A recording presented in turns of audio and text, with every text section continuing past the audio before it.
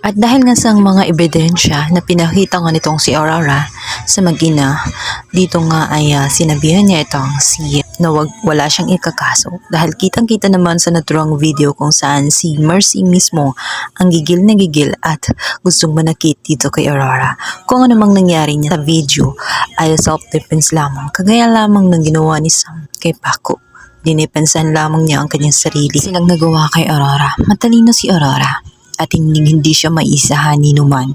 Ngunit ang malaking kilabot sa lahat ay nag-iwan ito ng banta na mag-ingat umano itong si Mercy sapagkat magbabayad siya sa lahat ng ginawa niya kay Aurora. Noon pa man, pinigilan siya nitong si Amando na huwag nang gawin ang namang bagay kung saan palano nga niya nakitli ng buhay nitong si Mercy. Gusto niya mawala para sa kanya pero ito, wala na siyang pakialam kung ano man sasabihin ni Sam o kung magalit man si Sam dahil dati namang galit itong si Sam sa kanya at hindi na mababago. Ang pinakalma ng mag-ina, etong si Mercy, sinabi nito na gagawin nila ang lahat-lahat nang sa ganon hindi siya malapitan ni Aurora.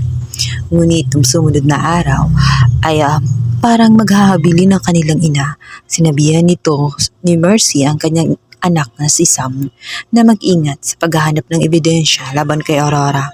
Maging itong si Francis alagaan ng kanyang sarili nang sa ganun di bumalik ang kanyang sakit na cancer. Ay malay ang mga anak niya na yun na pala ang huling habilin niya sapagkat mawawala at matatapos na ang kanyang buhay dahil kay Aurora. Sa kabilang banda, nakulong nga at naitago nitong si Inigo itong si George. Pinakalma niya ito dahil nagpapanik siya at gusto ni George na umalis na. Alam niya na pirusahan na nga siya at kinuha ni Inigo. Nag-aalala siya sa kanyang kalagayan. Lalo pa't nabalitaan niya na si Inigo nga ay isa sa mga killer ng mga Palacios. Sinabi ni Inigo sa kanya na ginawa lang niya ang pagtutok ng patalim dahil wala lang umano siyang option. Niyakapan niya ito, ngunit naging matalino itong si George. Agad niyang hinawakan din itong si Inigo. Wala kasi siyang option, ngunit hahanap siya ng paraan malaman ang katotohanan.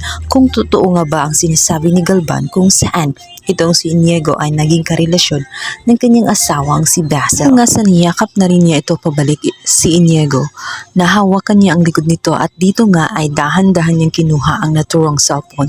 Umaasa siya na may madidiscovery siya tungkol sa pagkatao nga nitong si Inigo.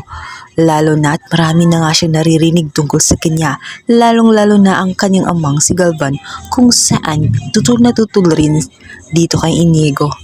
At dito nga'y matutuklasan niya na totoo pala talaga ang sinabi ni Galvan kung saan may karelasyon itong si Inigo at itong si Basil. Dahil nakita niya mismo ang larawan nga nitong si Basil at ang nakapondok pa nga na pangalan na Babe ay siya.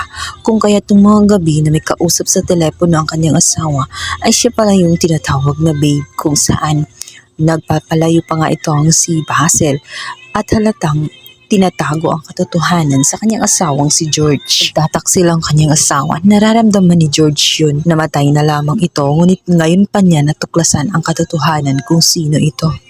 Ang pinakamasakit sa lahat ay hindi babae ang kanyang naging karibal, kundi isang lalaki. At ngayon ay naging karelasyon pa niya itong si Inigo. Paano niya kaya matatakasan si Inigo? Makakalabas pa kaya siya ng buhay?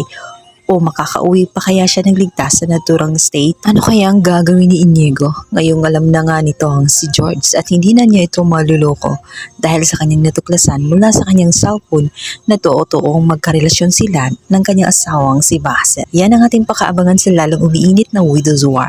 Please don't forget to like and subscribe my YouTube channel. Thank you. Bye!